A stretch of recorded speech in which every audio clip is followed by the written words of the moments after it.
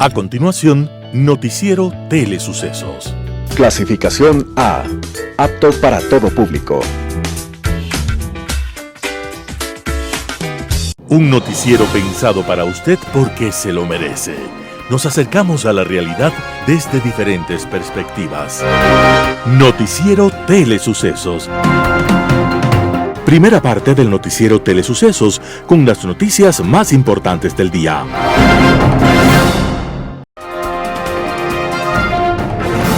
Un día como hoy. Año de 1852. Hay graves problemas políticos en Francia. Un periodista opuesto al gobierno tiene que abandonar el país con su esposa y sus 5 hijos. Entre los niños hay uno de apenas 4 años. Se llama Paul.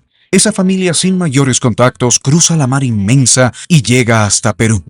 2 años más tarde, aquel padre muere. Y la viuda, con sus 5 huérfanos, regresa a París, donde contra viento y marea, trabajando como modista, sostiene a su familia. Ahora Paul, aquel niño, es un adolescente. Tiene 17 años y ha sido rechazado en la escuela náutica. Años después, el mundo lo conocerá como Paul Gauguin.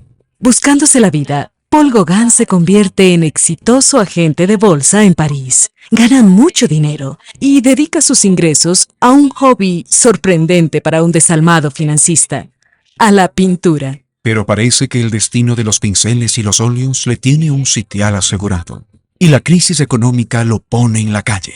Y entonces ahora piensa en pintar, pero para poder vivir. Después de muchos oficios, en el alma de Gauguin nacen los duendes del pintor y del viajero, y de nuevo cruza el mar Atlántico con sus pinceles a cuestas. Ahora llega a Panamá y quiere trabajar en la construcción del canal que habrá de unir los 2 grandes océanos, pero la suerte le resulta esquiva. Parece que los dioses de la pintura insistieron en que Gauguin tendría que llegar a ser maestro, y regresa a Francia buscando un triunfo cada vez más esquivo. Allí, ante la crudeza de las circunstancias, decide huir de nuevo, cruzando distancias para llegar a Tahití en el Pacífico. En esa región del mundo, Gauguin inicia un errático peregrinaje hasta que encuentra un amor muy joven para sus muchos años de alcohol y enrancia, para sus muchos años de búsqueda de un reconocimiento que nunca tuvo en vida.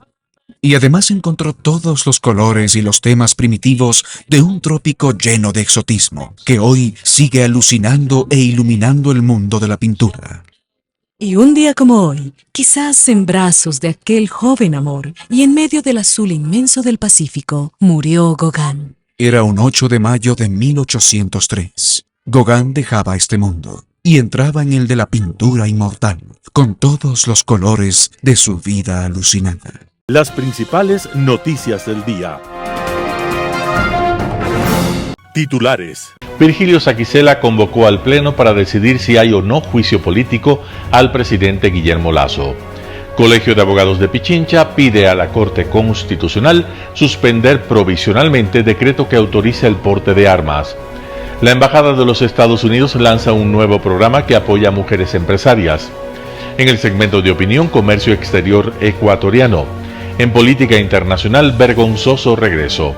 Los editoriales serán de Miguel Rivadeneira, Ganar la guerra informativa. Roberto Aguilar, Ancestrales mis polainas. Noticias del día. Virgilio Saquicela convocó al Pleno para decidir si hay o no juicio político al presidente Guillermo Lasso. El presidente de la Asamblea, Virgilio Saquicela, convocó a los 137 legisladores para este martes 9 de mayo del 2023 a las 10:45. El objetivo, conocer el memorando de la Comisión de Fiscalización que adjunta el informe no aprobado. Este documento concluyó que no había pruebas para llevar a Lasso a juicio político en el Pleno. Sin embargo, la convocatoria de Saquicela además cita el artículo 146 de la Ley de la Función Legislativa, que establece que el Pleno puede tomar decisiones cuando no hay consenso dentro de las comisiones. Estas comisiones se toman con mayoría simple o 70 votos. La sesión del martes, por lo tanto, será para decidir si hay o no juicio político contra Lasso en el Pleno de la Asamblea. Y lo más probable es que la oposición logre que el juicio político sea aprobado. El juicio político contra Lasso es respaldado por la mayoría opositora integrada por UNES, el Partido Social Cristiano y al menos una parte de la izquierda democrática y de Pachacuti. Se necesitan 70 votos para que el Pleno apruebe el juicio político, un número fácil de conseguir para la oposición. UNES suma 47 legisladores y el Partido Social Cristiano tiene 13. Con estos suman 60 votos, es decir, que les faltaría apenas 10 que se completarían fácilmente con la izquierda democrática, Pachacuti y los independientes. Con estos votos la oposición lograría sin problemas que sí haya juicio político. Sin embargo, llegar a una destitución es más complicado, pues se necesitan 92 votos. El Colegio de Abogados de Pichincha pide a la Corte Constitucional suspender provisionalmente el decreto que autoriza el porte de armas. El Colegio de Abogados de Pichincha se suma a las demandas de inconstitucionalidad al decreto ejecutivo 707 que autoriza el porte de armas de uso civil para defensa personal a aquellas personas naturales que cumplan con los requisitos y además pide que la Corte Constitucional emita una medida cautelar de suspensión provisional del decreto y el acuerdo ministerial 145 que autoriza el otorgamiento de los permisos. Paulo Caña, presidente del Colegio de Abogados, explicó que se suman a las demandas presentadas contra el decreto firmado el 1 de abril pasado por el presidente de la República, Guillermo Lasso, porque tienen claro que la seguridad es responsabilidad del Estado y no debe desplazarse esa responsabilidad a la sociedad civil. El titular del Colegio de Abogados de Pichincha refirió que el sentido de pedir una medida cautelar de suspensión provisional se basa en que los procesos en la Corte Constitucional se demoran 2 y 3 años y no pueden seguir tomándose decisiones hasta que los jueces constitucionales no revisen con profundidad todas las demandas de inconstitucionalidad que se han planteado contra estas normas aprobadas desde el Ejecutivo. La demanda de inconstitucionalidad fue presentada ante la Corte Constitucional, pues este es el órgano competente para conocer una demanda de este tipo que, por forma o por fondo, se interponga contra actos normativos de carácter general. Embajada de los Estados Unidos lanza un nuevo programa que apoya a mujeres empresarias. La Embajada de los Estados Unidos en el Ecuador lanza el programa Reactivación Económica para las Mujeres y las Pymes, Poder, que apoya a mujeres líderes empresarias, especialmente a aquellas de comunidades tradicionalmente marginadas, para que mantengan y hagan crecer sus negocios. Con un financiamiento de $2 millones, el programa pretende construir un ambiente más inclusivo dentro de Ecuador para las pymes, en el que las mujeres líderes empresarias tradicionalmente desatendidas tengan acceso a capacitación, crecimiento y empoderamiento. Michael Fitzpatrick, embajador de los Estados Unidos en el Ecuador, explicó que para los Estados Unidos apoyar a las mujeres emprendedoras tiene un impacto multiplicador en la comunidad y a largo plazo fortalece las economías y las democracias. Apoyar a las mujeres y promover el desarrollo económico inclusivo es una prioridad del gobierno de los Estados Unidos en nuestro propio país, en el Ecuador y en toda la región. Impacto es el socio implementador en el Ecuador para este programa. Poder beneficiará a mujeres y a sus pymes. Promueve la creación de empleo, talleres de intercambio de conocimientos y la mejora de los medios de subsistencia de las familias. Después del programa, las participantes se habrán fortalecido y empoderado en su vida personal y profesional. Por lo tanto, dirigirán empresas más resistentes y sostenibles que generen mejores medios de subsistencia y contribuyan a la economía del Ecuador. Los Estados Unidos se ha comprometido a seguir siendo un defensor de la equidad y la igualdad de género y de la capacitación de mujeres y niñas en toda su diversidad y en todo el mundo. Entrevista del día. Este lunes en Radio Sucesos, Esteban Ron, decano de la Facultad de Ciencias Sociales y Jurídicas de la UISEC, habló acerca del juicio político al presidente Lasso. Escuchemos lo que dijo. A ver, el procedimiento y el proceso de juicio político sufre una modificación bastante trascendental el día viernes. De hecho, yo cuento como anécdota, porque estaba en otro medio de comunicación con un colega tuyo, haciendo una explicación de cuál era el escenario, y mientras la entrevista, a las 6:15 de la tarde, sale el pronunciamiento del procurador, lo cual cambia radicalmente, o cambió radicalmente el procedimiento interno de la comisión. ¿Qué es lo que sucede? El pronunciamiento del procurador establece 2 puntos bastante trascendentales sobre la base de hacer inteligencia normativa, es decir, se presume la existencia de un vacío jurídico, es decir, que no había una norma en cuanto al procedimiento, pero ya nos dijo un qué hacer el procurador, creo que en general, y pues algo de luces dio. Entonces, ¿qué es lo que pasa? Y esos son los 2 límites que pone el procurador. En primer lugar, establece que existe un único informe, ¿sí? En el juicio político del presidente existe un único informe.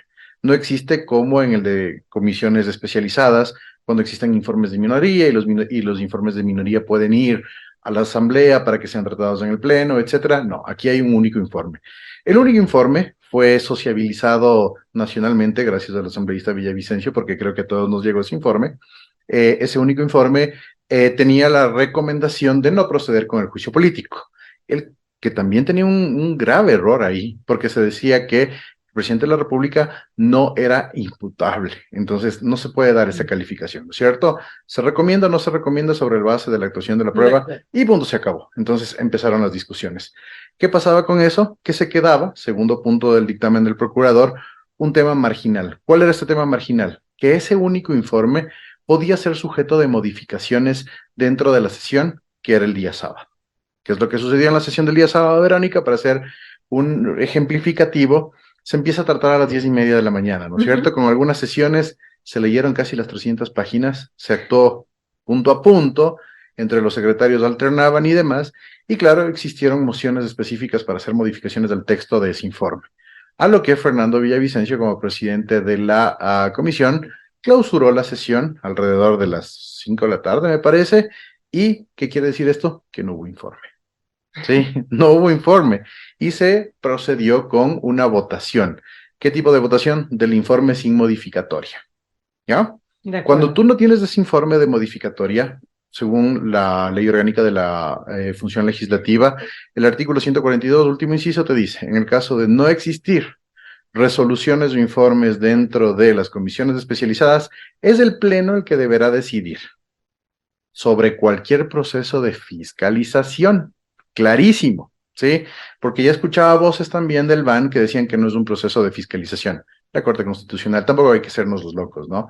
La Corte Constitucional ya dijo que es la mayor expresión de control y fiscalización del poder político. Entonces, ¿qué es lo que pasa? Aplicas el 142 y, aplicando el artículo 142, el presidente Virgilio Saquicela convoca una sesión en la cual se tratará, no el informe, la procedencia o no del juicio político.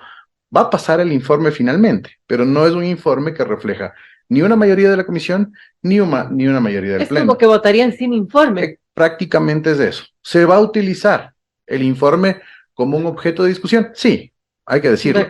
Pero además, si es que hacemos una integración normativa, el presidente de la comisión, asambleísta Villavicencio, y sus 2 secretarios, y ahora sí el cuerpo de asesores, que veo que es bastante grande también, deberá pasar las actas de dicha sesión.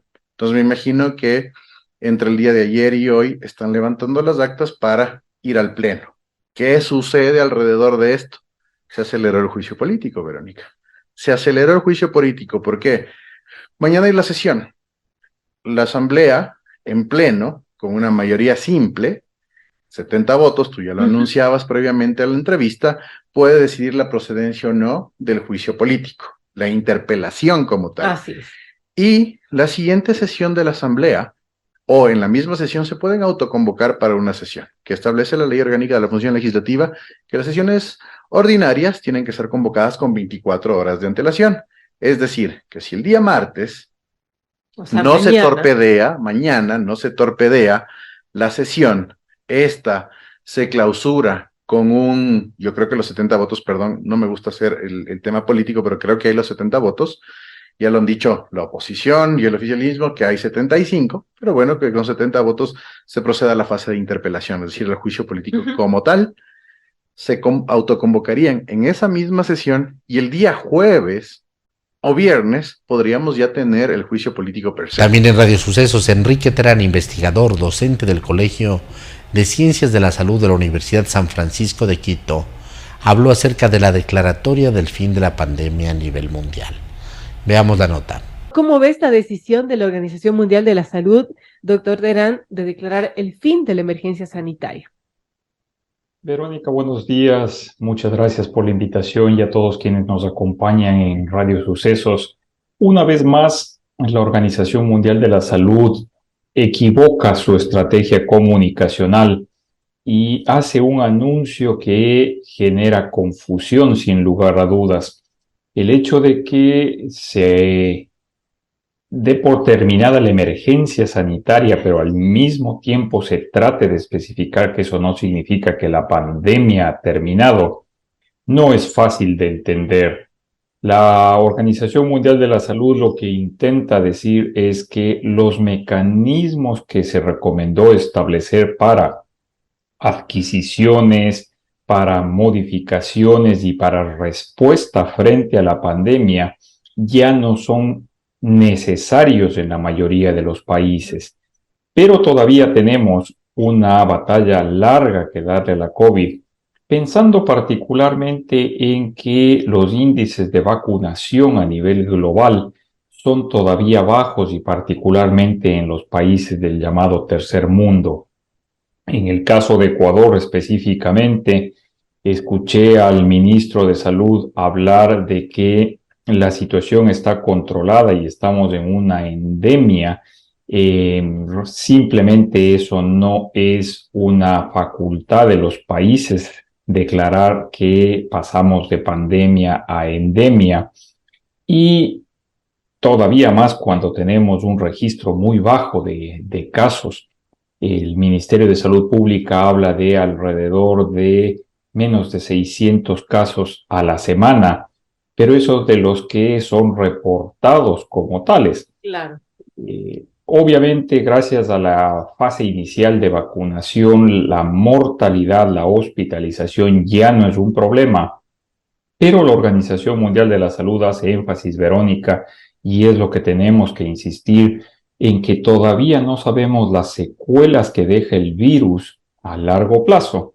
Y está preocupando cada vez más lo que se llama el COVID prolongado o long COVID, que son justamente estas alteraciones que desarrolla el virus por infecciones repetitivas en las personas y que afectan principalmente al sistema nervioso, al sistema cardiovascular, al sistema respiratorio. Bueno, importante conocer esto, no es el fin de la pandemia. El doctor Enrique Terán nos ha explicado, pues, que el virus obviamente está circulando. Ahora, ¿qué escenarios, doctor, se pueden contemplar sobre el avance de esta enfermedad de la COVID-19? ¿Qué podemos decir de, por ejemplo, de este long COVID, de cómo va a ir evolucionando esta pandemia? Como usted dice, ¿qué necesitamos para que sea declarada una endemia? ¿O qué escenarios se pueden contemplar respecto a la COVID-19? Lo primero y lo más importante, como se dijo hace tiempo atrás, es que el SARS-CoV-2, la COVID-19, llegó para quedarse y no va a erradicarse en los subsecuentes años.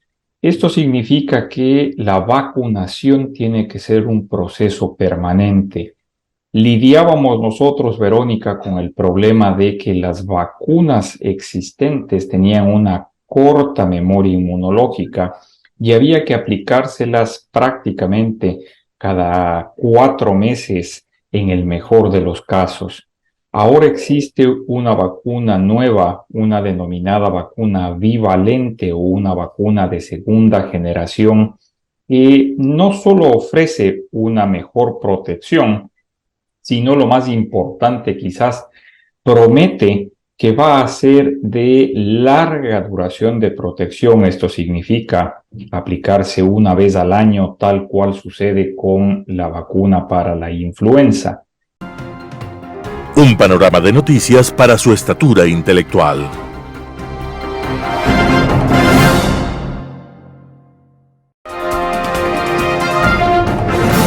Opinión.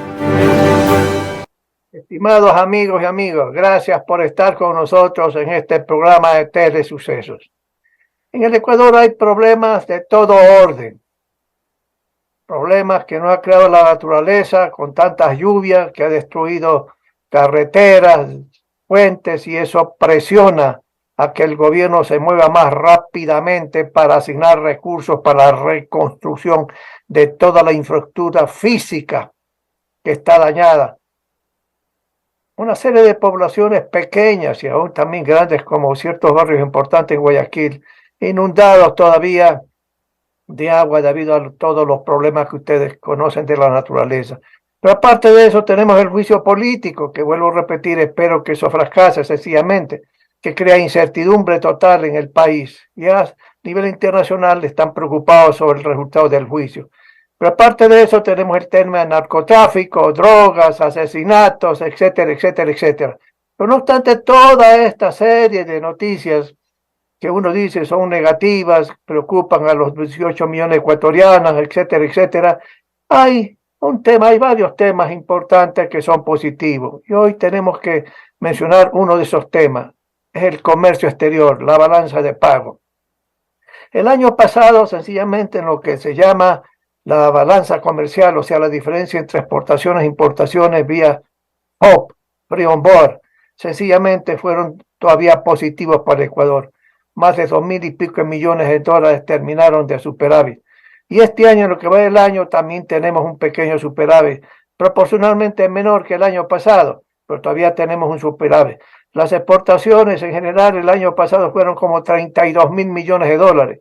Y las importaciones totales algo así como 30.000 millones. De ahí pues viene el superávit, balanza comercial de más de 2.000 millones de dólares. ¿Sí? Las exportaciones en total están creciendo al 22-23% y las importaciones están creciendo al 25 y pico por ciento. Y eso provoca que sencillamente ese margen positivo para Ecuador en términos de balanza comercial se vaya reduciendo lentamente. Y esto es fundamentalmente no tanto porque el sector privado de exportador no está haciendo un buen papel, no, sino que sencillamente está sometido al tema del petróleo. El año pasado fue un buen año, no tanto en producción y exportación petrolera en barriles, en toneladas, sino sencillamente en precios, buenos precios, pero esos precios han bajado por una serie de razones internacionales que el Ecuador no tiene nada que ver porque es un productor marginal. Pero Ecuador no alcanza todavía a producir los 500.000 barriles diarios y el precio del petróleo se desplomó un poco comparado con el año pasado y por eso es que las exportaciones petroleras en crudo no están creciendo como crecían el año pasado. Y esto, vuelvo a repetir, es debido al precio del petróleo internacional. Pero amigos, una preocupación que hay en esta materia es sencillamente que las exportaciones de crudo fueron el año pasado como 10.000 millones de dólares. Lo que tiene que ver con exportaciones de derivados eran como 1.500 millones. Pero las importaciones de lubricantes y combustibles que se requiere porque las refinerías del país no producen lo suficiente gasolina, diésel, etcétera, etcétera, sencillamente estaban creciendo en forma muy importante y se acercaban las importaciones en esta materia que les comento, se aproximaban a las exportaciones petroleras en crudo. Y este año lo que va, pues, aparentemente las importaciones de lubricantes y combustibles está siendo igual a las exportaciones de crudo. Vuelvo a repetir, el punto aquí no es porque no hay aumentos de producción y exportación en barriles y el precio se ha desplomado, como ya vuelvo a repetir. Y esto es preocupante y esto se debe a una serie de razones. Una de las razones es el subsidio, que es un subsidio creciente, porque uno mantiene todavía los precios de combustible como el de la gasolina extra bien bajo. Es un regalo que se hace a la población ecuatoriana. Ese subsidio debería desaparecer, pero no hay condiciones políticas en este momento para que el gobierno pueda subir ese precio en el mercado interno. Pero hay también cosas positivas, aparte de estos niveles globales que yo me permito indicar de balanza comercial. Es que la balanza en cuenta corriente también hay un superávit, que va poco a poco a medida que corre el tiempo, sencillamente ese margen se va reduciendo, pero sigue siendo positivo. Fíjense la noticia positiva que hay también en la exportación de ciertos bienes. Camarón. Camarón está sobrepasando con toda seguridad ya este año a 8.000 millones de dólares. Banano, que se ha quedado un poco atrasado, es posible que este año suba hasta 4.000 millones. Pero fíjense, camarón, ese es un esfuerzo privado, exclusivamente privado, en que los empresarios privados ecuatorianos han incorporado nuevas tecnologías, nuevas formas para ser más productivos, más competitivos a nivel interno. Y esto es noticia positiva, por supuesto que es noticia positiva. Eso implica que las exportaciones privadas están creciendo en forma importante, ¿sí? Pero las importaciones privadas a su vez crecen por efecto que la economía está creciendo, no en la medida que hemos sugerido, pero está creciendo sencillamente a unas tasas no tan convenientes para crear empleo, etcétera. Es positivo este resultado en lo que tiene que ver con exportaciones de bienes y servicios del sector privado, por supuesto que sí. Y hay que seguir ayudando el gobierno al sector exportador privado, no creando subsidios, no se trata de eso, sino hay dos grandes factores. Uno de ellos ya lo está implementando en forma un poco rápida, digamos, el gobierno nacional, que es firmar acuerdos comerciales o tratados de libre comercio con una serie de países. Ya se ha anunciado que en pocos días más se estará firmando el convenio con China continental. Y esto es muy positivo porque abre un mercado importante.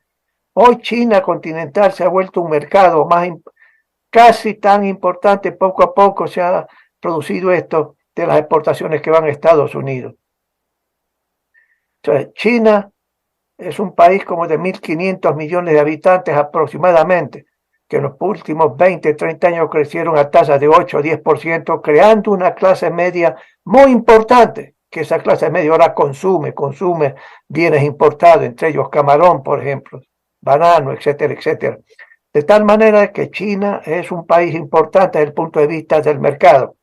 Y esto significará que al Ecuador se le abren las puertas de la frontera de China para que entren nuestros productos sin pagar impuestos arancelarios. Y en el caso de China, los productos de exportación de China hacia Ecuador no van a desmantelarse la protección arancelaria en forma inmediata, sino sencillamente lenta y gradualmente. Ese es como ha programado el gobierno la firma del acuerdo. ¿Para qué? Para que sencillamente los industriales ecuatorianos, especialmente la industria textil, se prepare para ser más eficiente, más competitivo y puedan competir cuando los productos de la industria textil de China comiencen a entrar al Ecuador con liberación de impuestos en X número de años. Pero también se ha venido hablando con Estados Unidos y esto es importante, igual que otros mercados. Hay que seguir en esta tarea yo creo que es un acierto del gobierno del presidente Lasso, seguir abriendo mercados, porque esa manera permite al sector privado ecuatoriano exportar mucho más y mucho más. Pero aparte de eso es lo segundo, que está en manos del gobierno nacional, por ejemplo, los impuestos arancelarios. Cuando entran una serie de productos, insumos, que importan las personas naturales o jurídicas, que son exportadores privados, y utilizan esos insumos para el proceso de la producción, para exportación de más del 50% de su producción naturalmente, eso, ¿qué cosa es? Es un castigo. Y como una vez dijimos, no se puede castigar a las exportaciones privadas. No se puede exportar impuestos. Entonces usted tiene impuestos arancelarios todavía que en manos del gobierno se está reduciendo, pero hay que hacerlo más rápidamente. Usted tiene el pago del IVA cuando se importa también algunos bienes que tiene que pagar el sector exportador. Hay que devolverle el 100% y no demorarse 6 meses, 8 meses. Tiene que ser instantáneo. Entonces esas dos vías, liberar de impuestos que perjudican, no es el impuesto a la renta, no estamos pensando en el impuesto a las utilidades. Amigos, eso ya lo ha hecho el presidente, pero hay que acelerar eso de aquí a los efectos de ¿qué? De que los empresarios privados ecuatorianos puedan tener más competencia en los mercados internacionales, que combinando con la eficiencia que están desarrollando los exportadores como en camarón, etcétera, el sector pesquero, sencillamente permitirá con apertura de mercado a través de los tratados de libre comercio, uno podrá crecer más en las exportaciones. Y las exportaciones, amigos, es una variable dinámica de crecimiento, porque eso implica más actividad económica, más empleo, etcétera. De tal manera que esas son cosas positivas. Hay otras 2 o 3 positivas que lo pensaremos en un programa posterior. Queridos amigos, este es el comentario que puedo hacer en forma global sobre el comercio exterior ecuatoriano y el superávit que todavía tenemos en balanza de pagos en el Ecuador. Mientras más dólares entren en el Ecuador, es mucho mayor para la liquidez interna. ¿Y para qué? Para el crecimiento de la economía y para la creación de empleo adecuado. Gracias, amigos y amigos. Nos veremos la próxima semana. Global Hoy con Alan Carney. Vergonzoso regreso. Hace 12 años se produce en el mundo árabe un poderoso movimiento que cuestiona las estructuras políticas que lo gobiernan, ya sea como dictaduras militares encubiertas, como monarquías conservadoras o como pseudosocialismos atornillados al poder como los herederos de algún lejano intento de formar estados laicos, devenido en otra forma de tiranía familiar. A esta corriente nueva, ansiosa de modernidad, de cambio hacia el futuro, hacia el mundo, se la conocerá por las esperanzas que trajo consigo como la primavera árabe.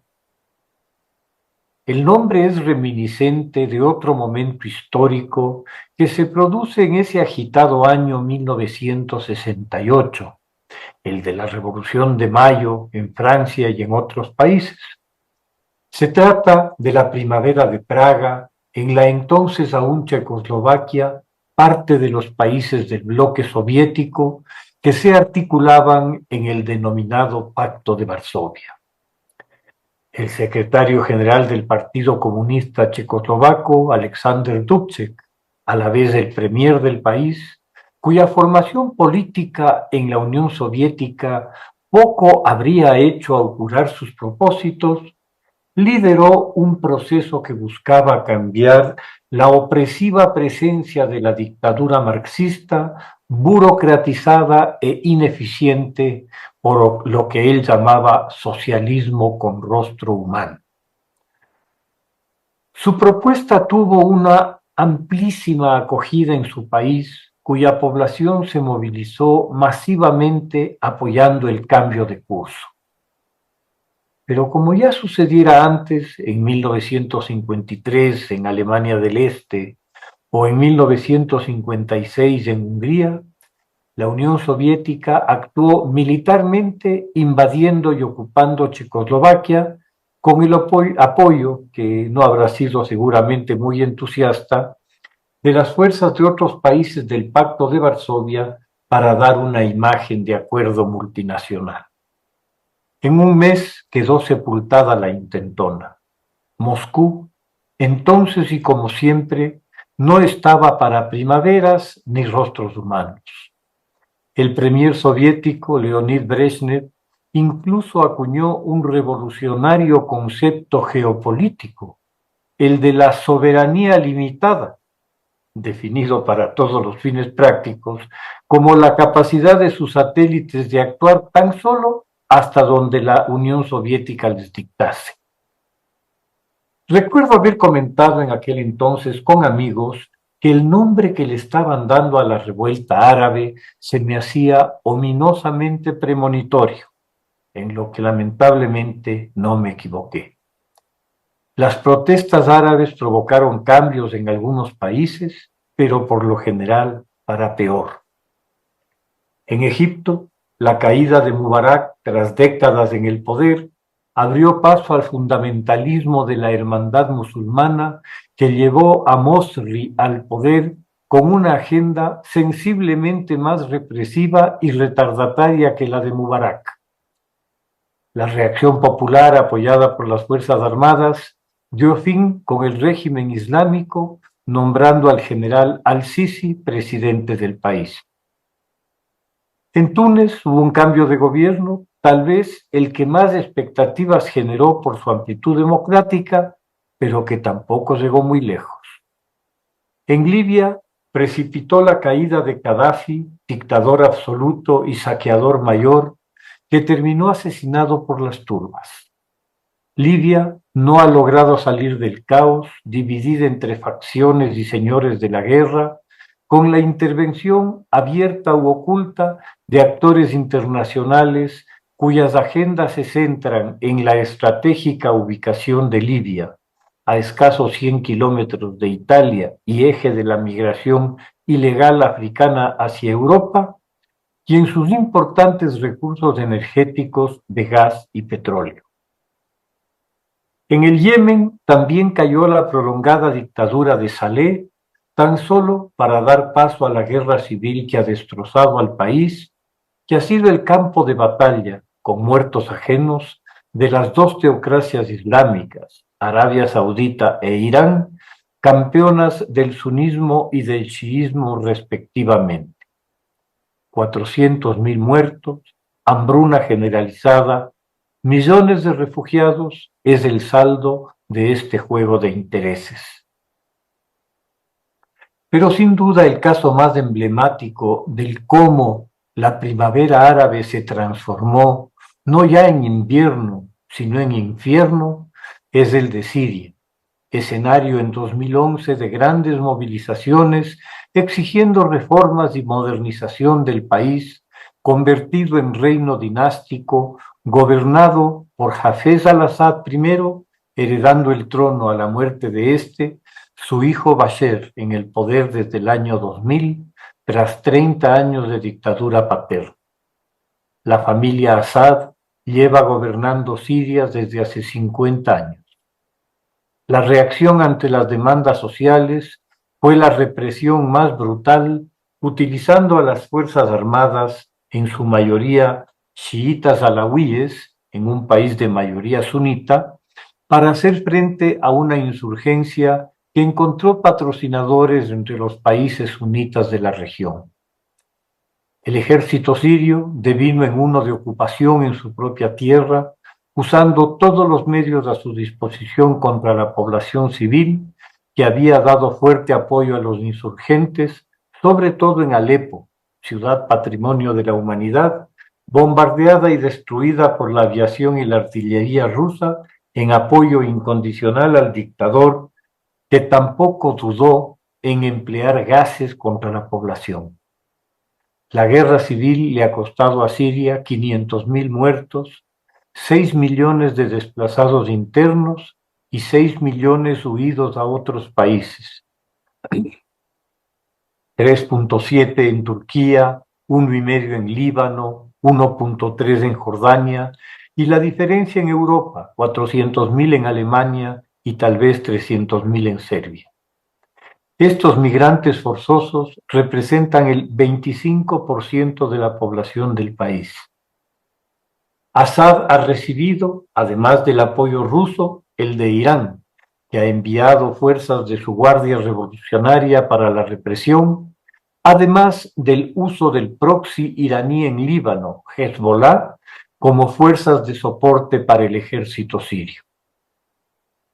Para Irán, su control y creciente influencia en Siria es esencial para su estrategia regional, para usarla como base de ataque a Israel y para consolidar su eje chiita desde Teherán al este hasta Beirut al oeste. Resulta sintomático que tras 12 años de la exclusión de Siria de la Liga Árabe por todas las atrocidades y crímenes de guerra y contra la humanidad cometidos por el régimen de Assad, esta organización haya decidido dar paso al retorno de Siria a la misma como si nada hubiera pasado.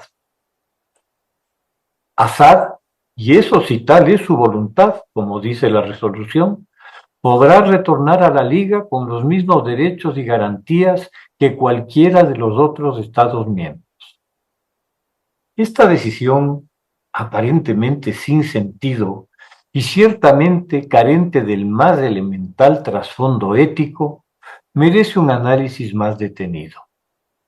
De ninguna manera se lo puede separar del acuerdo de normalización de las relaciones entre Arabia Saudita e Irán, que fuera auspiciado por China y que se inscribe en el propósito de crear un escenario internacional alternativo al que Occidente ha venido planteando, en el que las libertades, los límites al poder y esos temas incómodos de derechos humanos y otras tonterías dejen de interferir con el muy legítimo derecho de los tiranos a actuar como les parezca para mantenerse en el poder.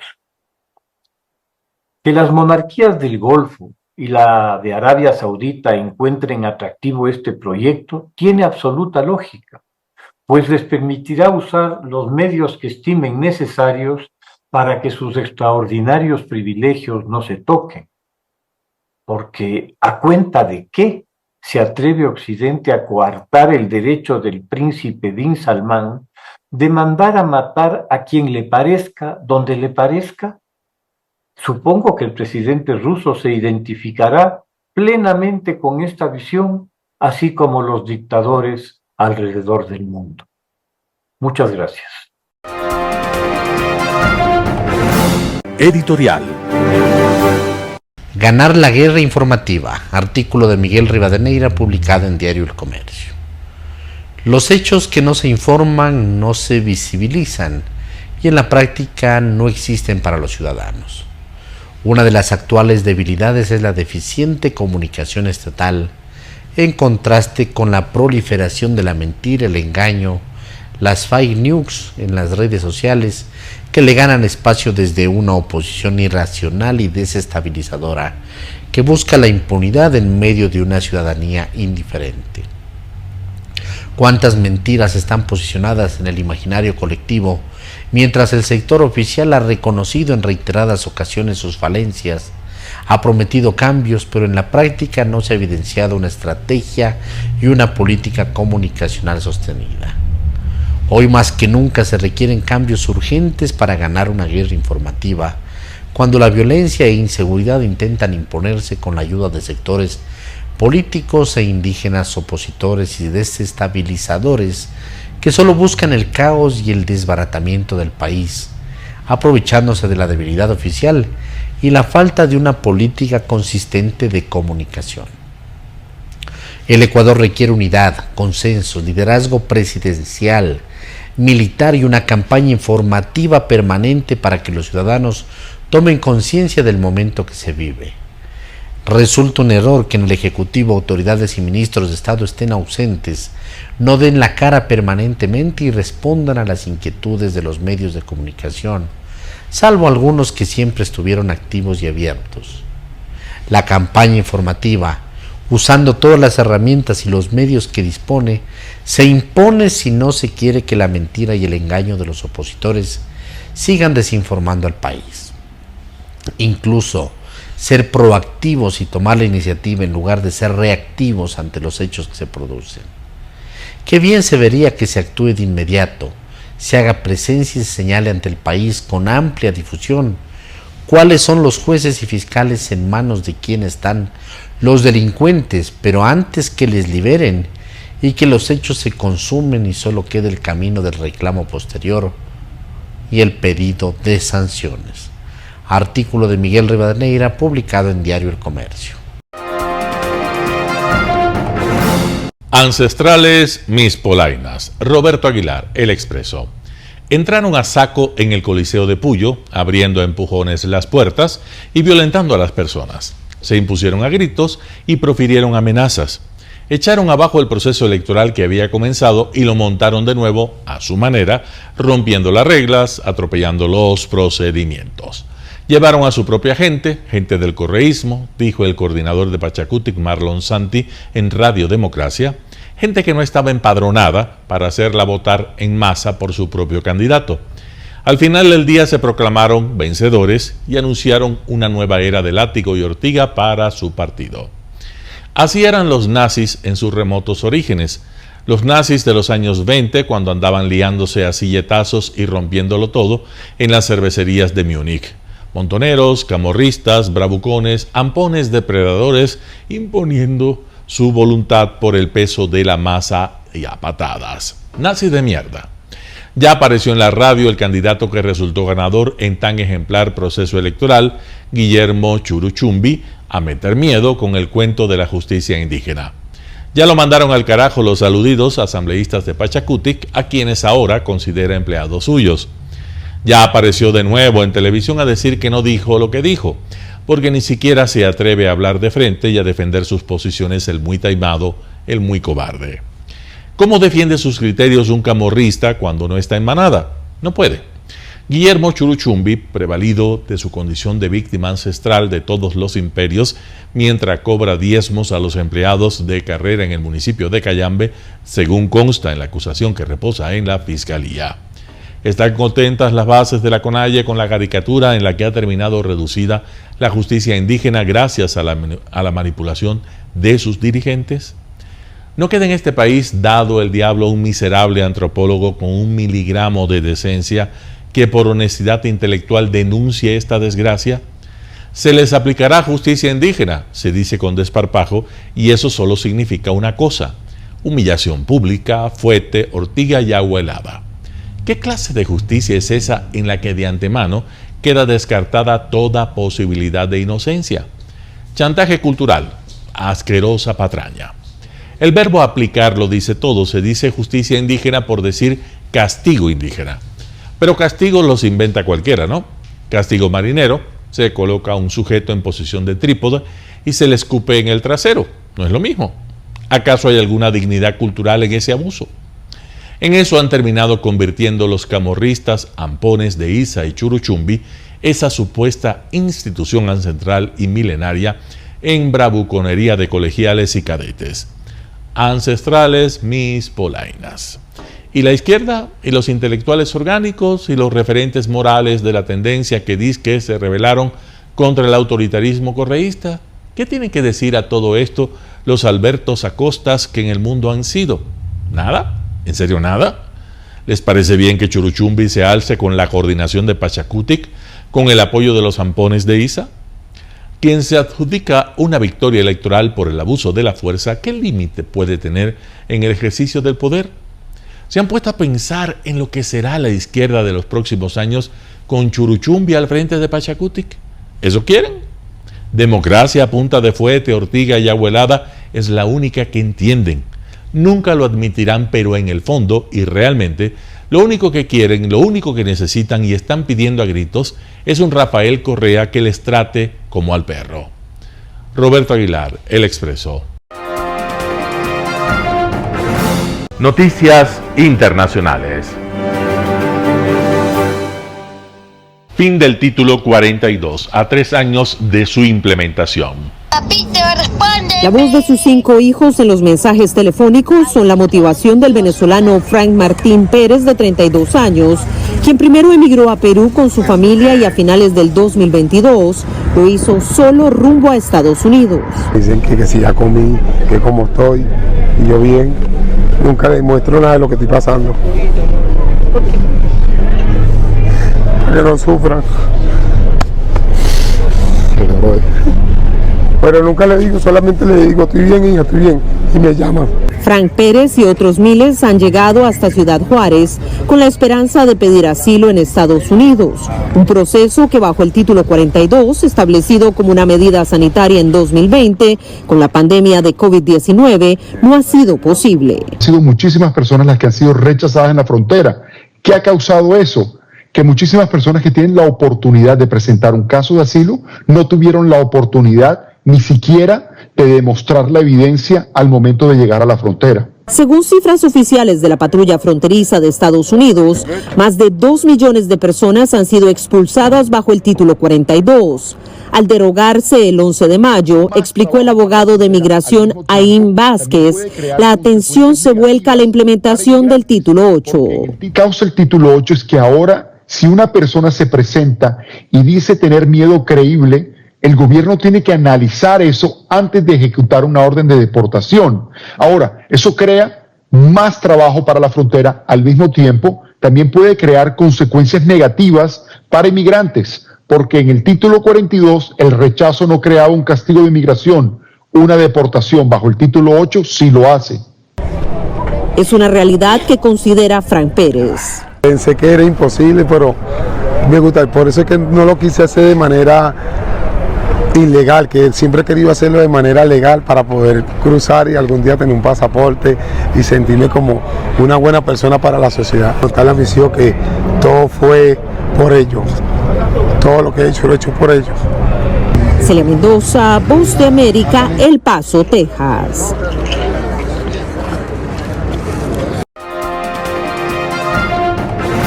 En Chile, la extrema derecha da la sorpresa en las segundas elecciones constituyentes. Ni los mejores pronósticos auguraban unos resultados tan holgados para la ultraderecha chilena en las segundas elecciones constituyentes. El Partido Republicano obtuvo 22 escaños de los 50 que estaban en juego, lo que marcará el proceso de redacción de la nueva Constitución de Chile. La agrupación política fue el partido más votado a nivel nacional, doblando en escaños a la derecha tradicional. Los comicios celebrados este domingo transcurrieron bajo una general apatía ciudadana y la desmovilización de los partidos progresistas. Tras la evidente derrota para su gobierno, el presidente Gabriel Boric pidió al Partido Republicano a actuar con sabiduría y a no cometer los mismos errores de la izquierda en el primer proceso constitucional que fracasó en septiembre del año pasado en las urnas.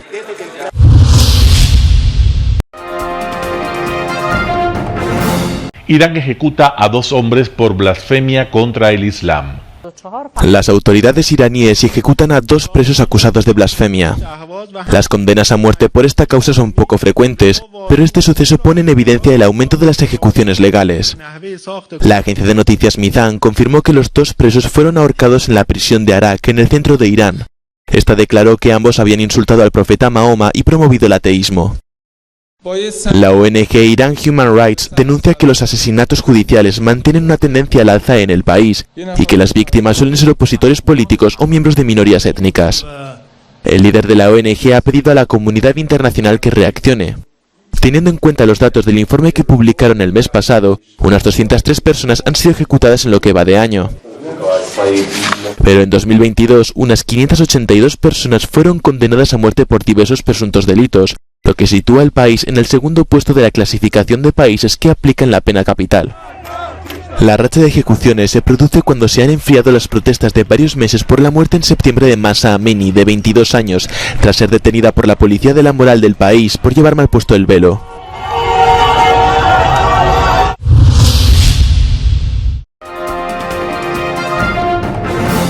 Telesucesos no solo entrega en su programación de deportes un espectáculo, sino que impulsa, privilegia y exige a quienes participan que sean parte de los valores y méritos que el deporte encierra: esfuerzo, superación, perseverancia, respeto, solidaridad, compañerismo, disciplina, puntualidad, sana competencia, honradez en la cancha y fuera de ella.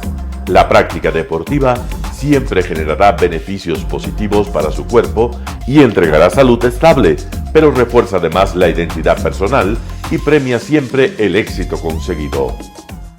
Estamos entregando a nuestra ciudad con Arena Telesucesos un esfuerzo más de un medio que es fiel a su identidad y que a través de sus contenidos de salud, cultura, opinión calificada y ahora deportes, pretende difundir lo que, aparte del entretenimiento, requiere nuestra gente. Lo hasta ahora realizado está hecho con mucho esfuerzo, pasión y el entusiasmo de nuestra parte, de nuestros empleados, trabajadores y pequeños empresarios que creen en nuestras motivaciones. Hemos dado los primeros pasos para este proyecto que seguiremos haciéndolo gracias a ustedes. Telesucesos Sports. Deportes, deportes, deportes. Todas las tardes, 4 horas de lunes a miércoles, de 14 a 17 horas. Los jueves y viernes, 6 horas, de 12 a 20 horas. Desde Arena Telesucesos. Transmisiones en vivo, siempre Ecuavoley. Y luego, deportes para recordar. Todas las tardes, deportes en Telesucesos Sports, bajo la dirección del arquitecto David López. La visión objetiva de quien vive el deporte. Sucesos deportivos, visión de un equipo de opinión joven de comunicadores. Telesucesos, llegamos con nuestra señal a los sectores populares de nuestra ciudad. Quienes no tienen televisión por suscripción atenderán nuestra señal sin costo en Canal 29 UHF Telesucesos. Siempre ecuatorianos, resaltamos nuestra identidad. El básquet, esgrima, tenis de mesa, taekwondo, box y muchos deportes más en Telesucesos Sport, sin costo desde la comodidad de su hogar en Telesucesos Canal 29. Arena Telesucesos es una importante y funcional edificación cubierta dispuesta para la práctica y desarrollo de eventos del Ecuavoley. La transmisión de Telesucesos se podrá sintonizar además a través de Claro TV Canal 43, TV Cable Canal 73 y en redes sociales Facebook Live Telesucesos Quito y YouTube Telesucesos HD. Telesucesos, el canal de televisión siempre inédito. El noticiero Telesucesos es retransmitido de lunes a viernes a las 7 horas por Radio Planeta Sur 106.1 FM de la ciudad de Loja. Noticiero Telesucesos.